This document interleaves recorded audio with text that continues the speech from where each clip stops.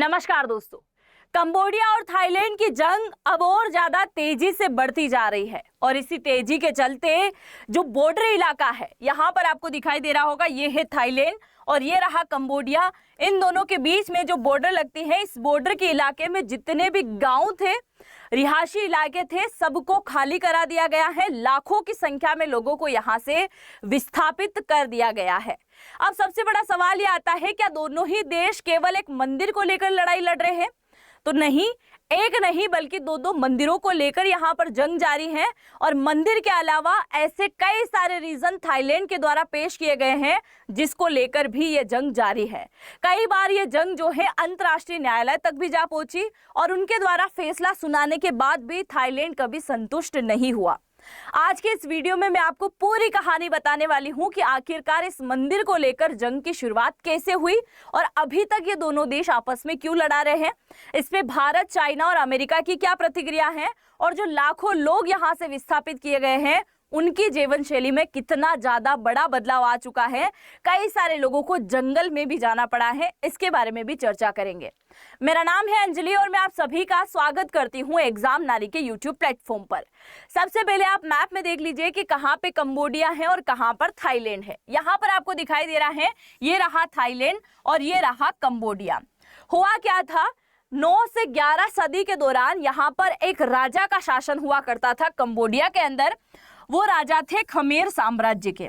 Khmer साम्राज्य के जो राजा थे, उन्हीं राजा के अंडर में आया करता था कंबोडिया, थाईलैंड और वियतनाम और लाओस से। ये सब के सब जो है उन्हीं साम्राज्य के अंदर आया करता था। उस समय क्या हुआ, यहाँ पर एक मंदिर का निर्माण करवाया गया जो कि एक प्रकार के शिव जी का मंदिर था। उसके बाद एक और मंदिर बना, वो भी यहीं बॉर्डर पर है। उसके बाद में धीरे धीरे समय बीतता गया और यहाँ पर फ्रांस वाले लोगों का अधिकार हो गया।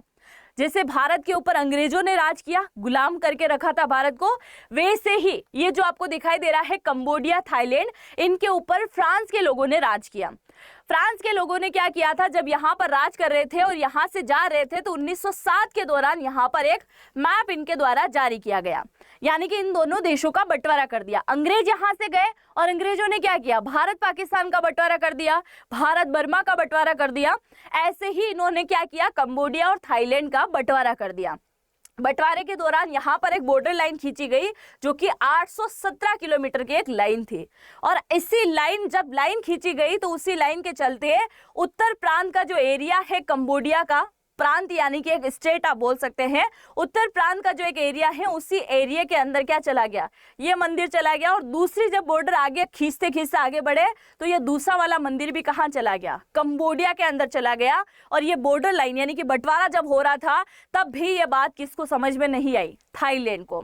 बस वहीं से इस जंग की शुरुआत हो गई। थाईलैंड बार बार बोलता आया कि इस मंदिर के ऊपर केवल और केवल हमारा हक है, ये जो बॉर्डर लाइन खींची गई हम इसे कभी नहीं मानेंगे। यानी कि फ्रांस के द्वारा जो बॉर्डर लाइन खींची गई थी उससे ये कभी भी मानने को रेडी नहीं हुआ और आज भी रेडी नहीं है। इसका थोड़ा सा भारत के साथ में अगर हम कनेक्ट देखें तो यहाँ पे आपको दिखाई दे रहा है भारत, और भारत के पास में ये रहा बर्मा यानी कि आज का म्यांमार। म्यांमार से थोड़ा सा आगे आएंगे तो ये दोनों देश आपको यहाँ पर दिखाई दे रहे होंगे जो कि कुछ ही दूरी पर हैं। और भारत के कई सारे व्यक्ति यहाँ पर निवास करते हैं, जिसको लेकर भारत सरकार ने एडवाइजरी जारी करी है कि आप सतर्क रहें, सुरक्षित रहें। और अगर ये युद्ध की स्थिति और ज्यादा भयावह होती है, बढ़ता है ये युद्ध, तो आपको वापस बुला लिया जाएगा किसी न किसी प्रकार का एक नया ऑपरेशन चलाकर। आप सभी जानते हैं कि जब भी युद्ध होता है, भारत के जो भी नागरिक होते हैं उन्हें वापस भारत में लाने के लिए सरकार क्या करती है, ऑपरेशन चला देती है।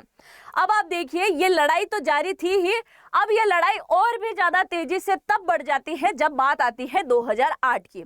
2008 के अंदर क्या हुआ, कंबोडिया के अंदर एक मंदिर है जिसका ये मंदिर जब यूनेस्को के अंदर शामिल हो जाता है तो ये बात जो है थाईलैंड को बिल्कुल भी हजम नहीं होती है। थाईलैंड इस बात को लेकर भी लड़ाई लड़ना शुरू हो जाता है। मंदिर यूनेस्को में शामिल हुआ। उसके बाद 2011 की अगर बात करें तो इसी बॉर्डर इलाके में इन्होंने क्या किया, गोलीबारी करना शुरू कर दिया, जिसकी वजह से कई ज्यादा संख्या में थाईलैंड के सैनिक मारे गए और कई ज्यादा संख्या में इधर कंबोडिया के सैनिक भी मारे गए। युद्ध चल ही रहा था। कुछ समय बाद ये मामला कहां पहुंचा? ICJ यानी कि अंतर्राष्ट्रीय कोर्ट जो है उसके अंदर ये मामला पहुंच गया। और ये मामला जैसे ही वहां पहुंचा, इन्होंने पूरी कार्रवाई करी और कार्रवाई के बाद इन्होंने कहा कि ये मंदिर जो है पूरी तरीके से कंबोडिया के क्षेत्र के अंदर आता है, इसीलिए थाईलैंड इस पर किसी प्रकार का हक नहीं जता सकता और ये फाइल यहीं पर क्लोज होती है। अब देखिए जरा, थाईलैंड के पास में ये खबर चली गई कि भाई कंबोडिया के पक्ष में फैसला चला गया है अंतर्राष्ट्रीय कोर्ट का। तो अब इन्होंने दूसरी बात यहां पर बोलना शुरू किया कि ठीक है भाई, आपने मंदिर तो कंबोडिया को दे दिया, पर मंदिर के आसपास जो प्रांगण का इलाका है, मंदिर के आसपास का जितना भी भूमि है वो सब किसका है? वो तो थाईलैंड का है। अब इन्होंने नया राग अलापना शुरू कर दिया कि भाई मंदिर नहीं दिया, पर उसके आसपास की जमीन किसको चाहिए? वो तो हमें ही चाहिए। इस बात को लेकर लगातार जंग जारी थी। अब इसके ऊपर भी ये मामला वापस कहाँ गया? अंतर्राष्ट्रीय कोर्ट के अंदर गया। तो कोर्ट ने एक बार फिर से इसके ऊपर जो है संज्ञान लेते हुए फैसला सुनाया और फैसले में एक बार फिर से यही बात कही कि कंबोडिया का मंदिर और माफ कीजिएगा, हाँ, कंबोडिया देश के अंदर जो मंदिर आता है वो मंदिर और मंदिरों के अलावा जो आसपास की जो भूमि है वो सबकी सब किसकी है? वो कंबोडिया की है, वो किसी प्रकार से थाईलैंड की नहीं है। अब जरा सुनिए, थाईलैंड को फिर से एक बार झटका लगा और थाईलैंड ने बोला ठीक है भाई, आपने मंदिर भी दे दिया, मंदिर के आसपास की जमीन भी दे दी। अब हम बोलते हैं कि और भी कई प्रकार के मामले हैं, इसलिए ये दोनों देश लड़ा सकते हैं। अब पूछा गया भाई किस प्रकार का मामला है, तो थाईलैंड का पहला आरोप था कि यहाँ जो कंबोडिया के लोग हैं वो अवैध रूप से बॉर्डर को क्रॉसिंग करते हैं, हमारे इलाके में आ जाते हैं कई बार। दूसरा, कंबोडिया के जो पर्यटक घूमने के लिए आते हैं वो भी इधर आ जाते हैं। इसके अलावा कंबोडिया के जो व्यापारी हैं वो कई बार थाईलैंड के अंदर आ जाते हैं। और इसके अलावा कंबोडिया के जो स्थानीय लोग हैं जिनकी भूमि वहां पर है, पर वो कई बार दावा करते हैं कि हमारी भूमि जो है थाईलैंड के बॉर्डर एरिया के अंदर भी है। तो इस बात को लेकर भी ये लगातार लड़ते आए हैं। यहाँ पर आप देख सकते हैं, ये आपको दिखाई दे रहा होगा कि ये किस प्रकार की बॉर्डर यहाँ पर खींची गई है, साफ सुथरी बॉर्डर है, फिर भी ये दोनों देश आपस में लड़ाते जा रहे हैं। अब मैं इसी साल की पूरी आपको घटना बता देती हूँ कि अभी हाल ही में जो युद्ध हुआ है उसके पीछे की क्या कहानी है और आखिरकार ये युद्ध कैसे स्टार्ट हुआ। तो युद्ध का स्टार्टिंग डे हम मान सकते हैं 28 मई से। 28 मई के दिन क्या हुआ था, कंबोडिया के अंदर जो मंदिर बना हुआ है शिव जी का, उस शिव जी के मंदिर के वहां पर क्या है, एक नया चेक पोस्ट बनाया जा रहा था। अब इस नए चेक पोस्ट के ऊपर जैसे ही थाईलैंड के सैनिकों की नजर पड़ी, ये दोनों आपस में भिड़ा गए। और जैसे ही आपस में भिड़ाए, जिसके चलते क्या हुआ, एक कंबोडियाई सैनिक की मौत वहां पर हो गई, शहीद हो गया कुल मिलाकर। उनकी जैसे ही वहां पर मौत हुई, उसके बाद में ये पूरा मामला बड़ा तेजी से बढ़ते गया कि यार ऐसे कैसे मतलब हमला कर दिया और ऐसे कैसे किसी देश के सैनिक को आपने मार दिया। जबकि अगर ऐसे मामले देखे जाए तो ये पाकिस्तान बहुत ज़्यादा ही करता है। ऐसे तो सीज फायर का उल्लंघन करना और बार बार घुसपैठ करना ये तो नाआम है इन पाकिस्तान के लोगों के लिए। अगर ऐसा यहाँ पर हो जाए तो भारत पाकिस्तान का युद्ध कभी खत्म ही नहीं होगा। होगा कि नहीं होगा, आप बताइए जरा। अब आप देखिए 28 मई को ये सारी घटना हुई, जिसके बाद बहुत ज़्यादा गुस्सा आ गया कंबोडिया को। पर इसी बात को लेकर जो है दोनों देश ने एक दूसरे को समझा और बोला कि ठीक है भाई, जो हुआ हुआ, हम दोनों क्या करते हैं, समझौता कर लेते हैं। 5 जून को दोनों देशों के बीच में शांति कायम रखने के लिए बातचीत हुई। बातचीत वहीं खत्म हो गई।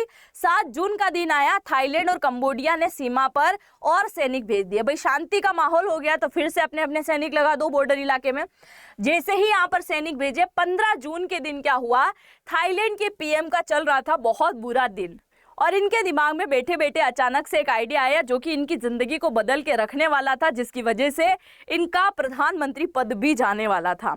अब आप देखिए 15 जून के दिन थाईलैंड की जो पीएम है शिनवात्रा, इनके द्वारा कंबोडिया के पूर्व पीएम जो है हन सेन को फोन लगाया गया और इन्होंने फोन पर बातचीत करी और बातचीत के दौरान दोनों देशों के बीच में शांति वार्ता को लेकर भी बात हुई और बातों बातों में थाईलैंड के पीएम के द्वारा यह कह दिया गया कि भाई हमारे यहाँ के जो आर्मी चीफ है वो अच्छे नहीं हैं और अच्छे से वर्क नहीं करते हैं। आप हमारे देश का भी यहाँ पर तुलना कर सकते हैं, चाहे प्रधानमंत्री हो, राष्ट्रपति हो, कोई भी देश हो, वो आर्मी चीफ की किसी प्रकार से बुराई नहीं कर सकता। अगर उन्होंने आर्मी चीफ की बुराई करी तो सीधा सा मतलब देश की सेना के साथ गद्दारी करना हुआ, देश की सेना की बुराई करना हुआ। इन्होंने जब फोन पे बातचीत करी तो इन्होंने क्या कर दिया, बुराई कर दी। जैसे ही इन्होंने बुराई करी और 18 जून को क्या हुआ, बातचीत का ऑडियो सोशल मीडिया पर हो गया लीक।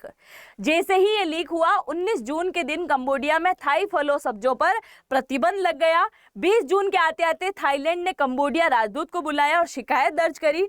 मामला लगातार जारी है ना, मामला लगातार जारी है। आप देखिए 21 जून को थाईलैंड ने सीमा पर एक एंट्री गेट बंद किया। थाईलैंड ने एक बंद किया तो इधर जो है थाईलैंड ने एक बंद किया तो कंबोडिया ने दोनों ही गेट बंद कर दिया। उसके बाद में जो है लगातार ये मामला बढ़ता गया। 1 जुलाई 2025 के आते आते ये थाईलैंड के पीएम पार्थोगान शिनात्रा को पद से हटा दिया गया। क्यों हटाया गया, मैंने आपको बताया कि इन्होंने क्या किया, आर्मी चीफ की बुराई करी और ये मामला थाईलैंड के कोर्ट के अंदर जा पहुंचा। जैसे आज अगर यहाँ पे कोई बुराई करेगा तो उसका सीधा मामला कहाँ जाएगा, हमारे सुप्रीम कोर्ट के अंदर जाएगा। तो उसी प्रकार से वहां की जो थाईलैंड की जो कोर्ट है उसके अंदर ये मामला गया और कोर्ट के अंदर मामला जाते से ही इन्हें अपने पद से बर्खास्त कर दिया गया और इनकी जगह जो है अब ड्यूटी कौन संभाल रहा है, तो वहां के जो डिप्टी पीएम थे वो अब क्या कर रहे हैं, वहां की ड्यूटी संभाल रहे हैं पीएम के। तो इनका पूरी तरीके से जो है राहु काल खराब चल रहा था तुम्हारा, सीधी सी बात यह है। 16 जुलाई 2025 के आते आते थाईलैंड के 4 सैनिक घायल हुए। कंबोडिया सीमा के आसपास लैंड माइन बिछाने का इनके ऊपर आरोप लगा। 23 जुलाई 2025 में थाईलैंड के कंबोडिया ने अपने राजदूत को वापस बुलाया। अब यहाँ पर बुरी तरीके से जंग की शुरुआत होती है 24 जुलाई से। और जब 24 जुलाई को यहाँ पर जंग की शुरुआत हुई तो दोनों देश बराबरी से क्या कर रहे थे, यहाँ पर हमला कर रहे थे। आप देखिए अगर मैं बात करूँ यहाँ थाईलैंड की, तो थाईलैंड ने F-16 और क्लस्टर बम बरसाना शुरू कर दिया। F-16 से तो हमला कर ही रहा था, क्लस्टर बम, और आप सभी जानते हैं ना क्लस्टर बम एक टाइप का, अगर मैं एग्जाम्पल दूं तो एक आप ऐसे ड्रम टाइप मान लीजिए, एक मिसाइल टाइप मान लीजिए, और उसके अंदर से छोटे छोटे गोलेकार घेन टाइप के जो बम निकलते हैं, अगर उसको आसमान से एक बार गिराया जाएगा तो तकरीबन आसपास के 6 से 8 किलोमीटर के एरिया को प्रभावित करेगा। अलग अलग जगह बमबारी होगी जिसके चलते कई सारे लोगों के ऊपर जो है अगर वो गिर गए तो उनकी जान भी जा सकती है और वो बुरी तरीके से घायल भी हो सकते हैं। तो इन्होंने क्लस्टर बम से हमला किया। अगर मैं यहाँ पर बात करूँ कंबोडिया की, तो इसने रॉकेट और आर्टिलरी से जो है हमला यहाँ पर किया, जिसकी वजह से थाईलैंड के अंदर 40 से ज़्यादा लोगों की मौत हो गई और कुछ सैनिक जहाँ जो हैं वो शहीद हो गए हैं। इसके अलावा 50 से ज़्यादा जो है कंबोडिया के अंदर लोगों की मौत हो गई है और ये लगातार चल रहा है। और लड़ाई इतनी ज़्यादा बढ़ गई है कि दोनों ही देशों के स्कूल वहाँ टूट गए हैं, हॉस्पिटल टूट गए और पेट्रोल पंप जो है वो भी पूरी तरीके से क्या हो गए हैं, क्षतिग्रस्त हो गए है। अब लड़ाई की असल वजह जो है मैं आपको थोड़ा सा यहाँ मंदिर के बारे में भी बता दूं कि मंदिर किस प्रकार का रहा है जिसको लेकर लड़ाई जारी है। भगवान शिव को समर्पित मंदिर है जिसका नाम है प्रिय विहियर मंदिर। ये मंदिर वर्तमान कंबोडिया के अंदर है और कंबोडिया की एक पहाड़ी है जिसका नाम है दागरेक पहाड़ी। ये आपको दिखाई दे रही होगी, दागरेक पहाड़ी की चोटी पर यह मंदिर स्थित है। उत्तर से दक्षिण तक यह मंदिर जो है 800 मीटर की दूरी में फैला है, तकरीबन 1 किलोमीटर के आसपास यह मंदिर है। मंदिर पर कई प्रकार की नक्काशी है, जैसे समुद्र मंथन की नक्काशी है, नंदी पर बैठे शिवजी बताए रखे हैं, गरुड़ पर सवार विष्णु जी की नक्काशी यहाँ पर आपको दिखाई देगी। मंदिर के अंदर एक गर्भगृह है जो आपको दिखाई दे रहा होगा। कई प्रकार की पौराणिक चीजें आपको इस मंदिर के अंदर देखने को मिल जाएगी। बाहर से मंदिर कुछ इस प्रकार से दिखता है जो कि पूरी तरीके से शिव जी को समर्पित है। दूसरे मंदिर की अगर मैं बात करूं तो ये है ता मुएन थाम मंदिर। मैंने आपको बोला है ना, केवल एक मंदिर को लेकर जंग नहीं है, 2 मंदिरों को लेकर जंग है। और दूसरा मंदिर यह है प्रसाद ता मुएन थाम मंदिर, भगवान शिव को समर्पित है। थाईलैंड और कंबोडिया की जो है पर्वत माफ कीजिएगा, थाईलैंड और कंबोडिया की सीमा पर स्थित है, दागरेक पर्वतमाला पे ही है। दोनों ही मंदिर सेम ही स्थिति में आप मान सकते हैं, जो कि लड़ाई की असल वजह है। अब आप देखिए इन दोनों देशों के जंग के बीच में कई सारे लोगों को विस्थापित किया गया है, जो कि मैंने आपको शुरू में ही बताया है। इन लोगों को बॉर्डर इलाका खाली करने के लिए कह दिया, पर दोनों देशों ने एक बार भी ये नहीं सोचा कि ये लोग जाएंगे कहां पर और कहां निवास करेंगे। इसके लिए किसी प्रकार की व्यवस्था इनके द्वारा नहीं की गई। थाईलैंड में तकरीबन 1,38,000 से ज्यादा लोगों को यहां से खाली करने के लिए कहा। वहीं अगर मैं कंबोडिया की बात करूं तो 20,000 से ज्यादा लोगों को बॉर्डर इलाका खाली करने के लिए कहा, जो कि पानी की बहुत ज्यादा कमी आ रही है, भोजन बिजली कुछ भी नहीं मिल रहा है। इन लोगों को अपना जिंदगी जीने के लिए कहाँ जाना पड़ा, जंगल की तरफ जाना पड़ा है। और कई सारे शेल्टर के अंदर जो है इन्होंने क्या लिया है, शरण वहां पर प्राप्त करी है। ये मंदिर है, यहाँ पर जो है कई बारी थाईलैंड के सैनिक जो हैं यहाँ पर क्या आते हैं, पेट्रोलिंग करने के लिए आते हैं। और कई बार जो है कंबोडिया के सैनिक यहाँ पर पेट्रोलिंग करते हैं, मतलब बराबरी से यहाँ पर पेट्रोलिंग लगातार जारी है। पर अब जो है किसी प्रकार का एक नया फैसले का इंतजार है, जो कि अंतर्राष्ट्रीय कोर्ट तो करेगा ही करेगा, पर अब कंबोडिया गुहार लगा रहा है किसके सामने, यूएन के सामने गुहार लगा रहा है कि आपको किसी प्रकार का फैसला देना होगा, आपको ये युद्ध रुकवाना होगा, क्योंकि ये युद्ध अगर लगातार बढ़ते गया तो लोगों को बहुत ज्यादा नुकसान जो है हो जाएगा।